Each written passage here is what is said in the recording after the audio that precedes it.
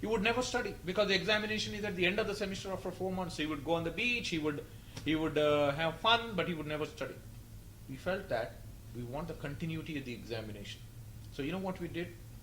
Our exams consists of weekly tests. Means if we teach a subject Monday through Friday, let's say cardiovascular physiology, if we teach Monday through Friday, that's Monday through Friday, that coming Monday, that same weekend, they're going to sit, read at home, and they come and take test on Monday. So every week what we teach, that's what we test. Then that keeps the continuity. You know why? You have to take that weekly test because those weekly test marks are also added into the final semester ending examinations. So students would go home, instead of lying on the beaches, going to the bars, going to nightclubs, they sit there, they study. This is med school. Right. So you know how difficult it is to conduct the weekly tests in so many subjects? Do you know how many examinations do Windsor students take? If a student enters into semester 1, till he finishes semester 5, he takes 70 examinations. You know, for 1,500 students conducting 70 examinations, you think is easy? We have to pay for the staff, we have to pay to the faculty to set the questions, we have to correct those questions, we have to provide remuneration to the non-academic people who are doing the copying of the question papers to hand it over, to review the questions. We could have done only one semester ending examination and cut short. To do all these things, it costs money. Have we raised the tuition fees? Never. Right. We have never raised the tuition fees in the last 10 years when it's a record. So our examination system is designed in such a way that the students keeps the continuity of the coursework. He reads every day so that he can take the weekly tests. We take 30% of the weekly test course, we add it to the semester ending examinations, the big exam which they take at the final ending. Then we do the case studies, we do the seminars, we do the assignments. Our program is structured in such a way that when the student graduates from Windsor University, we want them to have basic fundamental knowledge that should be applicable in the clinical medicine.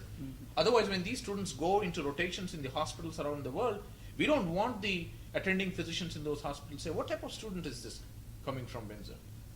As long as I'm the president of Windsor University, there will be no compromise on the examination systems. Students need to take more tests. Student needs to answer more questions. Student needs to work hard. Otherwise, you shouldn't be in this field. That is true. Now, you briefly answered my next question, but I need more clarification on this one. Recently, I've read an online article in which a student mentioned that he repeatedly failed your exams only because Windsor was charging him the retake examination fees. What is your comment towards this? Yes. You know, it's a very tricky situation, okay?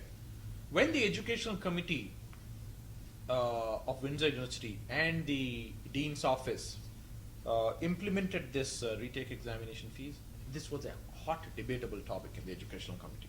The faculty discussed about this. I was the one who opposed the retake exam fees. You know why?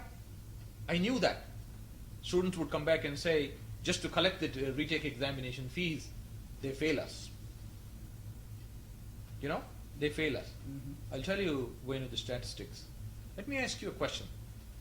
In a class of 100 students, right?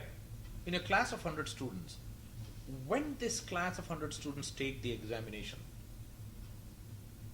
when 60% of them score 70% and above, have A's and B's, 30% of students have either failed or a C. Now you answer me a question. How come these 60% of students are getting A's and B's? How come the other students get always fail? Why? Then the education committee brought out the people who passed the examinations from all the time semester 1 to semester 5, they always passed. They never failed. They never had they never needed to take a retake.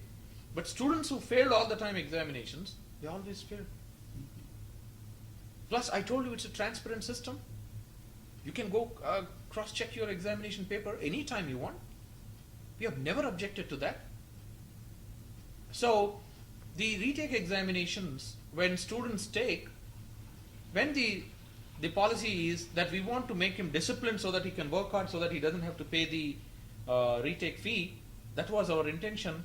But then he would think that in order in order for me to collect the money from me as the retake fee, the school is failing me. Oh, I see. But your paper is right in front of you. Mm-hmm. But then how come 70% of the people in the class are passing? Then how come your examination paper is right in front of you? I even told you bring your experts. Mm-hmm.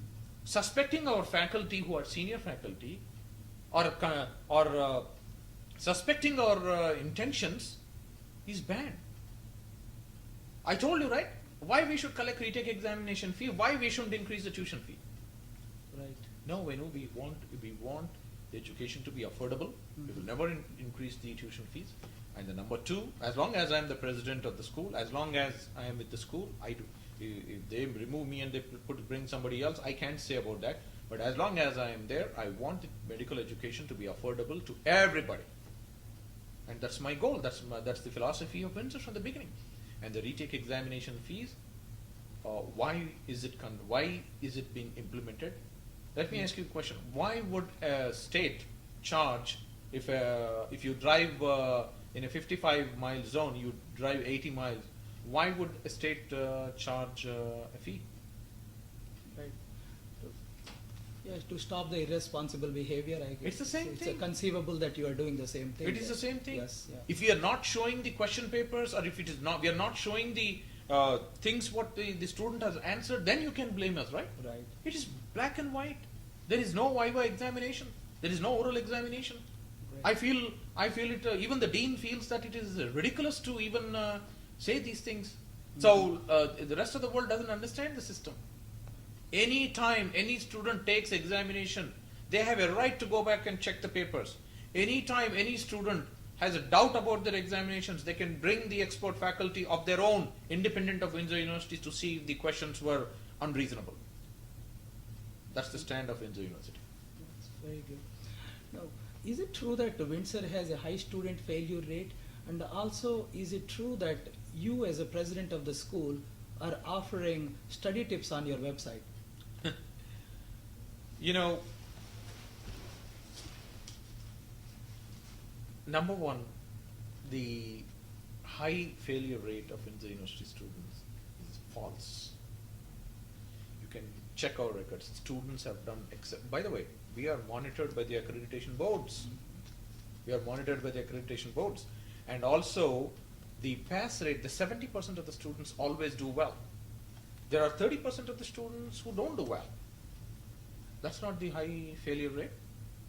Students fail because they don't study. And there has never been a situation where the students had a high failure rate. So there are always students who pass more than students who fail more. So that is not true. And